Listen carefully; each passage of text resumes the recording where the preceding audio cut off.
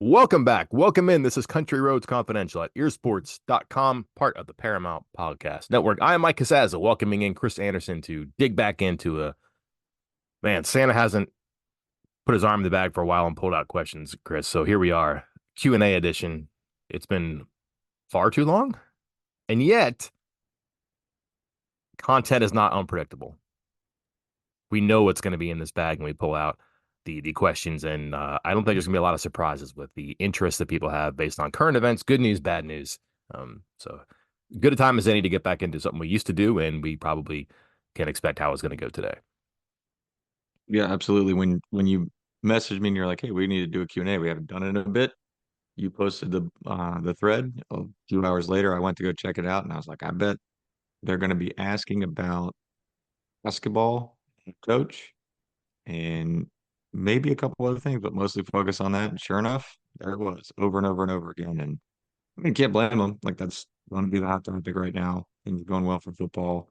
Some questions in there about that, but yeah. Um, I guess we're now is as good a time as any to try to broach that subject. I like this timing today for a couple of reasons. One, there are some things that we just can't answer, and I'm always going to be kind of like gun shy about this as opposed to trigger happy because I don't know how it's going to go, and I hate to be wrong, especially proactively wrong. Oh well, I do a good job of both. It's also good to talk through some of these things too, to because part of me is like, well, they still have a coach for basketball, and then the other part of me, like the other guy on my shoulder, is like, yeah, Mike, you know how this goes. I'm like, oh yeah, and I lean in, I listen to that guy a little bit more than I probably should. But then to put some of these thoughts out there and have the conversation, it's pretty productive. I think that's good. Number one, number two, content ideas are important, and there's a couple really good questions here that not only make good discussions here, but you could pull out and turn into, I don't know, 3-minute videos that we used to do. We'll once again get back into. And then also just story ideas here that I think are worth a deeper look than just how we're going to give it a quick answer in the time allotted here, too.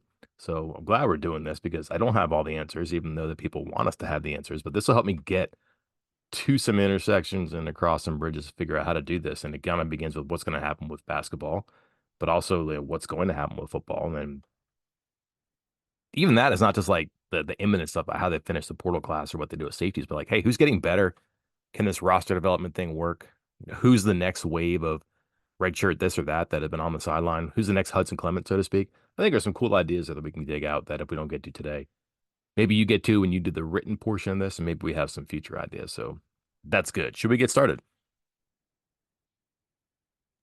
We shall. Let's do it. I guess we'll start where we started. Several questions about the West Virginia University men's basketball head coach situation. Drew Flew 33 phrases it as, "So in light of Saturday in Houston, when do we start hearing rumblings about the next basketball head coach heat up?" Um, First off, I think it's safe to say those rumblings weren't starting after Saturday. I think Yeah. that was, I think it's kind of been a given pretty much for a while. I don't want to say Tyler was never going to be given the chance fully to kind of secure this job. I think, yeah, obviously, like if things had gone well, then it would have been in consideration. But given the hand he was dealt, it's hard to imagine a situation where things were going to go well. And pretty much everybody assumed this was a 1 year thing, going back to the joke about the graphic with the word interim taking up half of the graphic that WVU released. So, Mike, maybe I'll phrase this a little bit differently. I'll kind of pick from Drew Flu's question here and ask it this way. It's a timeline here for WVU. I mean, it seems pretty obvious there's going to be a new coach next year. Are they already started? Are they already touching base? What's the timeline? I don't think you'll see any like sources say Rem Baker has a list because I think he's going to be pretty quiet about that out of respect to Eilert for sure, the roster, the job, all that, but also the targets he's going to go after. Like I think he's going to go after big guys. What we witnessed when he did this in what was that, June? They aimed at some big people. They talked to some big people, and that was understanding was going to be strange. So I think that just because they're going to do that again, and these are going to be coaches who have jobs, you're like, wait a minute, is that going to make sense for him to go to West Virginia? Yeah, it might. So you might not see that being disrupted. So I think it'll be after the season. So I'm looking at these here at the March calendar. Their final regular season game is what, March 9, I think we have, right? Big 12 Okay. tournament's going to start earlier because there's more teams. So that's going to start on, I want to say 12th. Selection Sunday is the 17th. Let's assume that West Virginia is not an NCAA tournament team. Let's assume that they don't go 0-1 in the Big 12 tournament. Let's assume they go 1-1. I would think that soon after you'll have like a press release, maybe not the same day as the loss, maybe let the coach and the team get home and do whatever, but like within 48 hours, hey, thanks a lot, Josh. You had an impossible job this year and you did way better than an average person could have done. Just the typical speak there. But I think you're going to see pretty quickly after the end of the West Virginia portion of the season that there is an open for business sign in the Coliseum, which then means that everybody who isn't coaching or is coaching can look at that and go, huh. And that means agents, that means intermediaries. They will circle back and resume, let's say, contact. There's just too many back channels to have, too many. I don't want to say below board because that sounds negative, but it's just the way things go. But like below board ways to communicate. And then wrote about this, and I heard this from people over the summer. It's not a bad thing that Baker went out and spent 2 weeks talking to agents and coaches last year because the answer was not no, it was not now.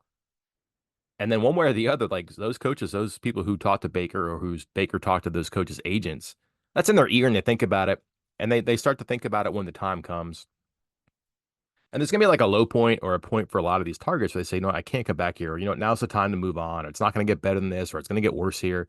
And then you just naturally start thinking about moving on. It doesn't automatically become you think about the WVU job, but that's gonna be what they think about if they were contacted by Baker last year. So there's gonna be a bit of a head start there. They had a search firm last year, so they're going to have candidates already that they can just update as opposed to starting new files. You'll put some new files in that list that the search firm gives you, but a lot of the work's done. Which all the way is me saying this. They got a big head start on this too. So the sooner they get started, the sooner they get finished. The other part about this though is coaches may have games. Like guys they want to hire may have games. It's like basketball is not like college football where a coach will leave a team before a bowl game. Coaches are going to coach their team through the postseason. So if a team is out like West Virginia and doesn't have a postseason event, CBI, NIT, NCAA, they're available. But if guys are in the NIT, the CBI, if they make an NCAA tournament run, we got to wait. So there could be a gap between when they like I said, they flip on that open for business on and they hire a coach. I don't know how long that'll be, but there's going to be some gap there. But you would think maybe before the end of March, it had this thing sewn up, and that would be ideal for everybody involved.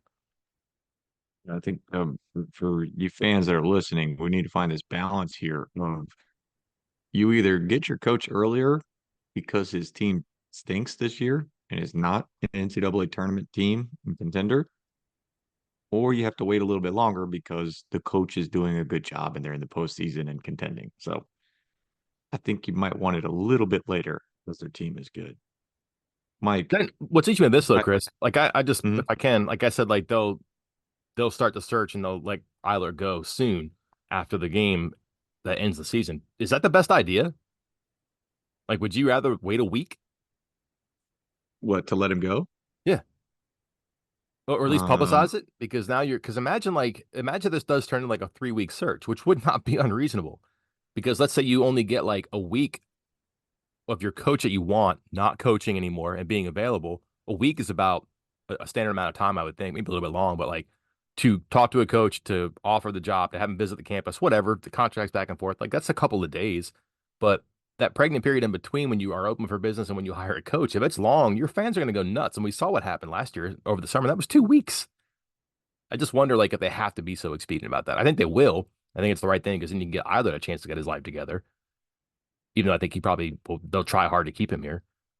But they waited this a couple of days and they shortened that gap. I don't know. I'd wonder about that. I could see benefits to both of them, and one is more like than the other. But I can see fans getting kind of unruly about this too. Like, oh, you've had a yeah, year I to had to get give ready for this.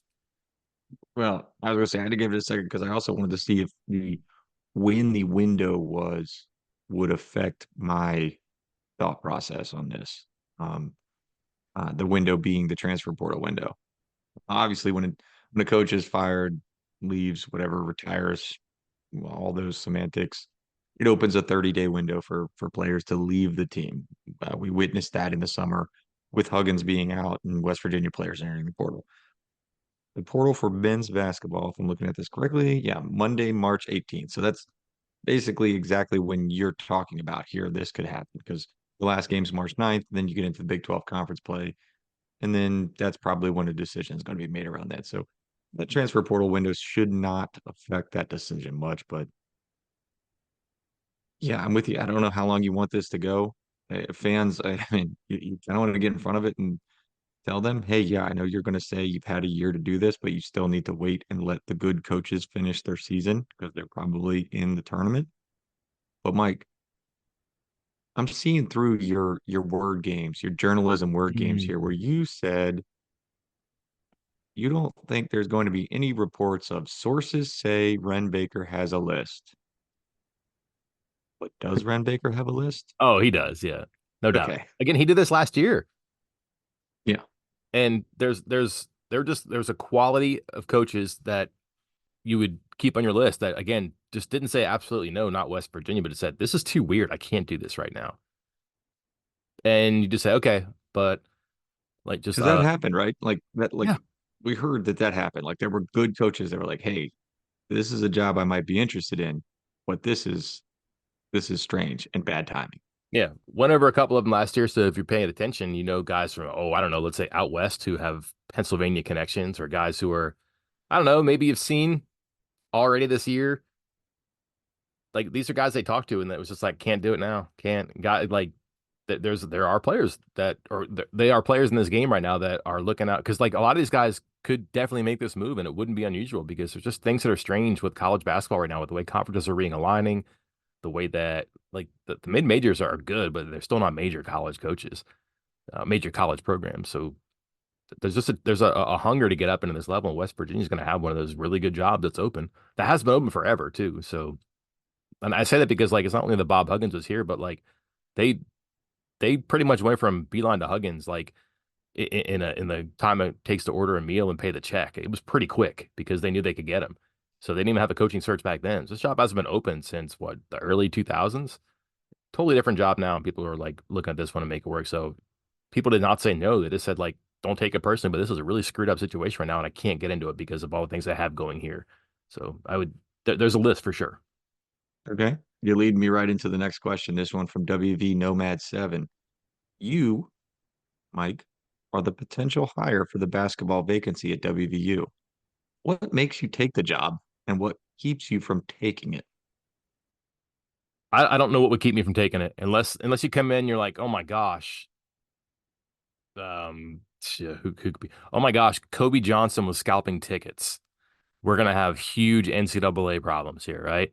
Or oh my gosh, Seth Wilson was getting like a Western Union cash, like just something outrageous like that that's gonna get you in NCAA trouble. Like a Dockich, he's gonna come in and be like, nope, I'm out of here.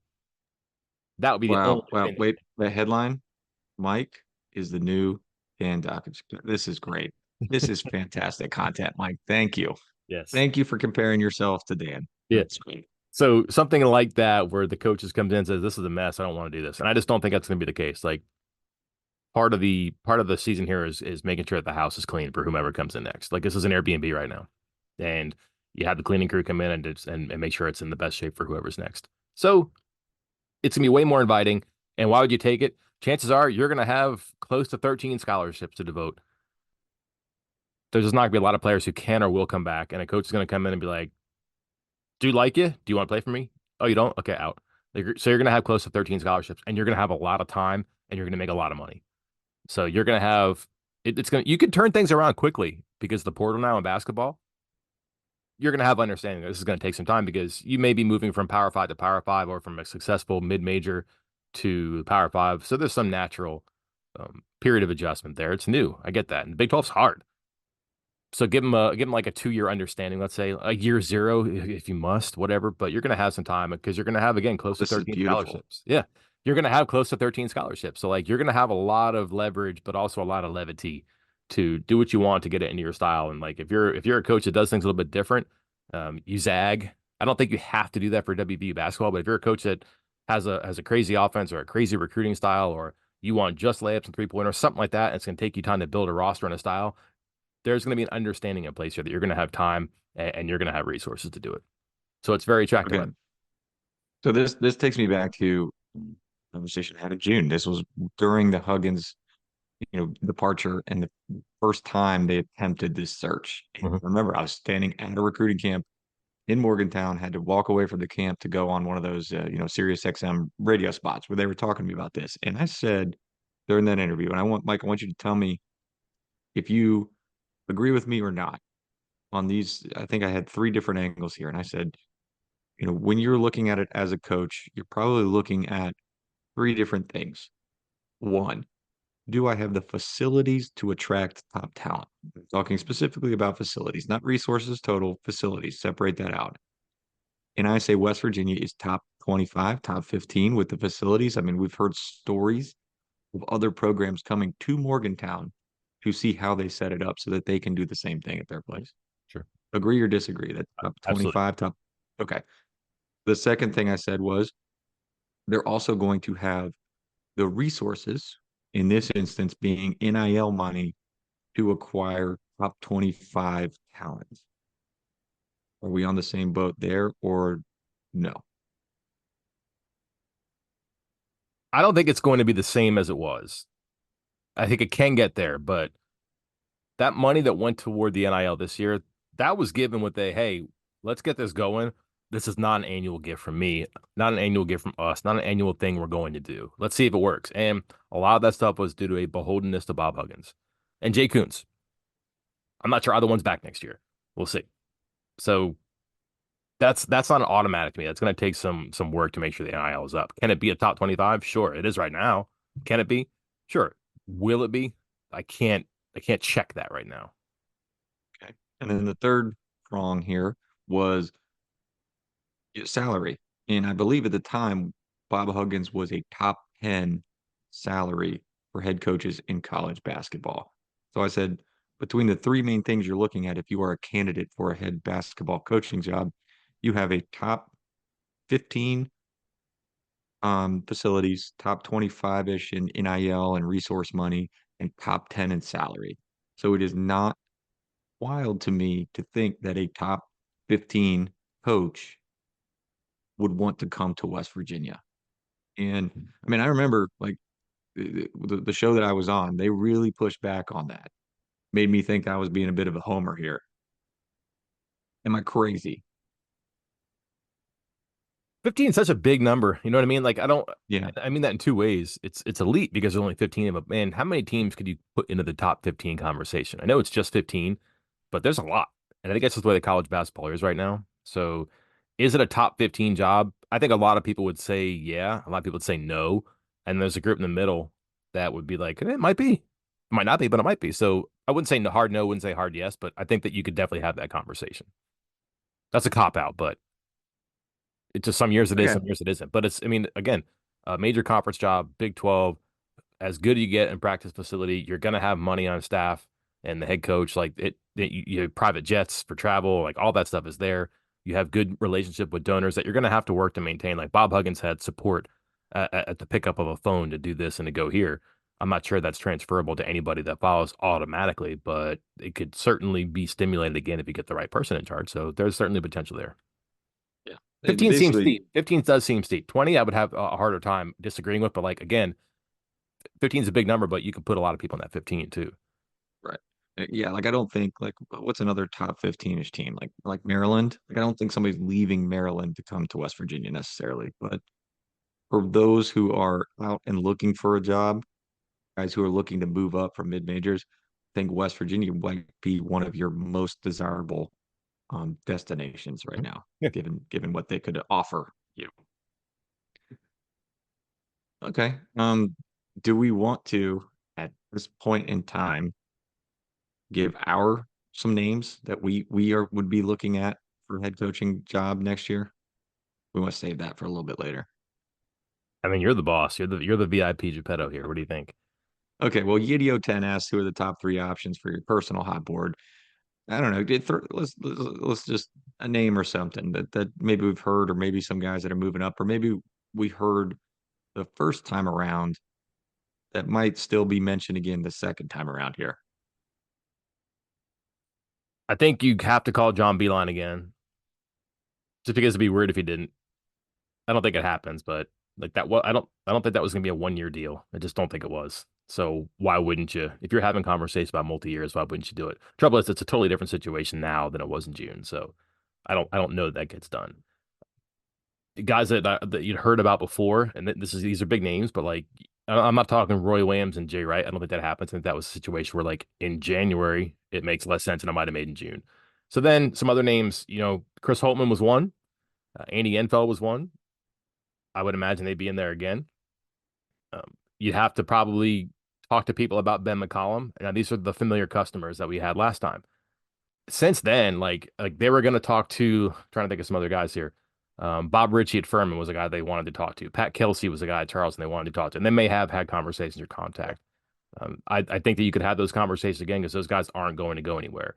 And then just because the way these things go, people that you might have wanted to know more about, you have a little bit more knowledge of now. You look at like Matt Langell from Colgate.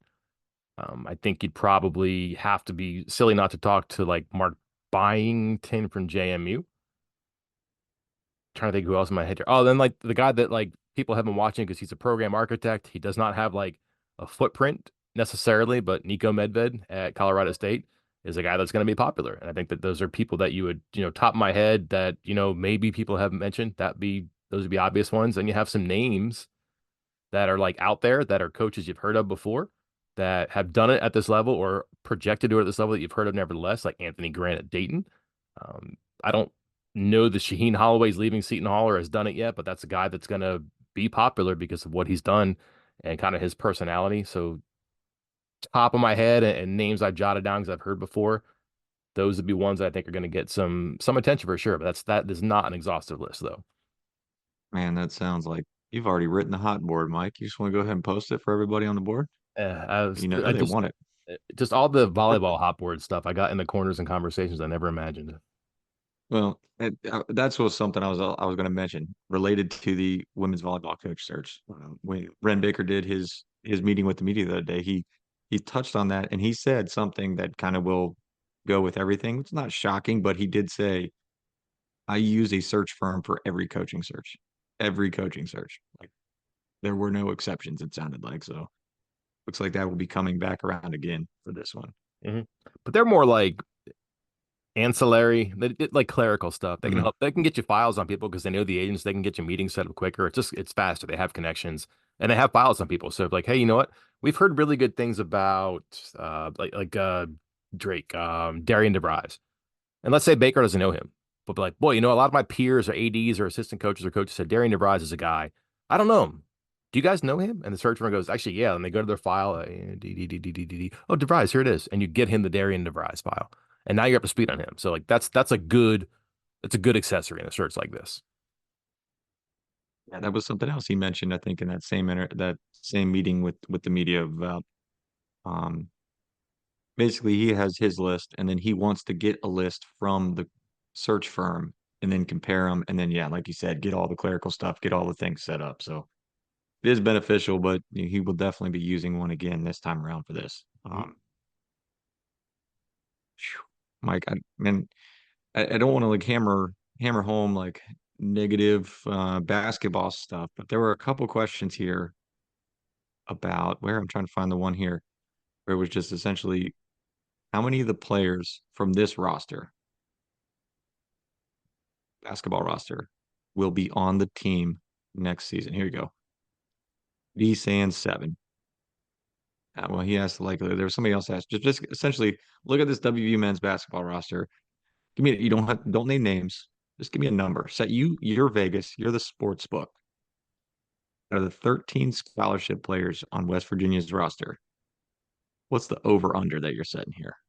Three They're and a coming back. half. I mean, a lot of them can't come back. I mean, that was depressing as hell, but yeah. So seriously, people who can come back here. Seth Wilson can come back. Okay. Blazinski has another year. Nave's a freshman. Risa has another year. Kobe Johnson has another year. Josiah Harris, no, Farrakhan have another year, and that's it. Oh no, So it's basically, and Ben I mean, Berger. Battle and Edwards are out. So there's two that are gone. So the max you can have is 10, right? Am I missing somebody? No. I mean, Rigob's a walk on, I but have 8 who can come back okay. if I have my fingers correct here. Bembry, Nave, Harris, Johnson, Sumnick, Wilson. And a Cook does not have a year? Kirk can come Yes. back. No, no, no. A Cook? I A don't know. Cook, a Cook? I think he's done. This is his 5th year of competition. Okay. Battle's out. Edwards is out. So Farrakhan, Friesa, Slazinski, Has to get a that'd 6 year, be but nine. 6 year though. But he checks all the boxes, and he said in the preseason that he intended to be back. Granted, that's Okay, before this so there's season happened. eight, potentially nine with Slazinski, Okay, scholarship players, and you're setting the line at 3.5. Okay, I actually, it's not. I laughed because it's like, man, that's depressing, but it's a good line. I think that's a very good line, might be too high. especially with the coaching change. It might, with the coaching change, it might be too high. But some guys can't go. Like Slavinsky probably can't transfer again. Creasy, Kreisa can't transfer again, well, unless he graduated, right? right? Oh yeah, yeah. Um, Bembry probably couldn't transfer unless he graduated. Farrakhan couldn't transfer unless he graduated, which I guess he could. They both could. Bembry, I'd be more surprised about it. It's his 2nd year in college, so some of them can't. But then he's going to like if a coach comes in and says, "Listen, you're not my type of point guard. I don't want to stretch four, whatever." You run them off and you just give them a waiver. Like you sign the paperwork when they apply for a waiver, if those things even exist. That's the other thing too. Like, what's going to happen, Chris? Like they could all transfer for free too. So this whole thing about they can leave, they can't leave, that's kind of a working theory that might not even apply right now either. Yeah. I'm done with basketball for right now. Is that All right, okay? good, good, good. Me too. Yeah. By the way, that question that I finally found it on our list here was from J Web 0813. He just asked how many players in the current team do you think will be on next year's team? Um, Football. Before we get to WVU, we're recording this Monday morning. This evening, we're posting it right after. This evening, national championship game. WV Blessed wants to know real quick who is winning the college football playoff and why. You got 30 seconds. Probably Michigan because they have the best of the units. Their offense is not probably more explosive than Washington's, but their defense is better. They have the better where I think it matters. Offensive line is probably Washington. Defensive line is probably Michigan. And I think Michigan's more accustomed to this as far as coaching and just I would imagine what's chaotic about coming into this game right now because they've been here before and they've had a nutty season. So I think that they will be less shocked by this than Washington, which has flown back and forth from Washington a bunch lately and is new to this.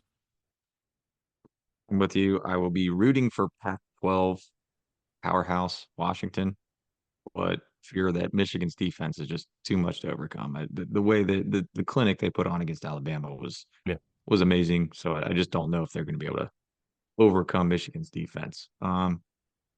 Cobb0012 asks, after the first portal season, where are the biggest weaknesses on this football team, and where should we expect the defections after the spring? I think the second question we can't answer right now because post-spring defections are decided because of the spring. You know, you go through spring football, see where you are on the depth chart, then you decide to leave or not. So kind of hard to answer that one. But Mike, where are the weaknesses you still see on this team after the additions so far? And as of the moment that we're recording this, the last commitment was, let me check my phone, make sure there's nobody else in the last few minutes.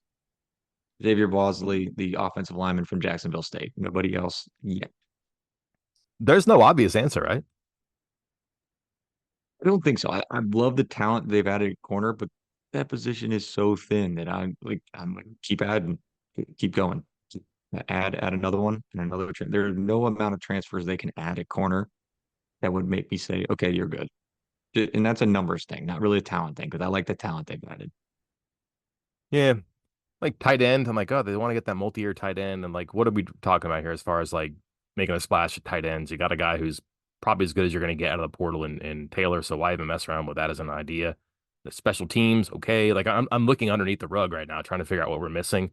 And I'm thinking like dynamics, like speed. I don't know how fast these guys are on defense, what they added yet. So I can't tell you that that's a shortcoming, but that was a concern, especially in the secondary. Can they run with and chase guys? Maybe that's it. But let me see what these corners and additions do.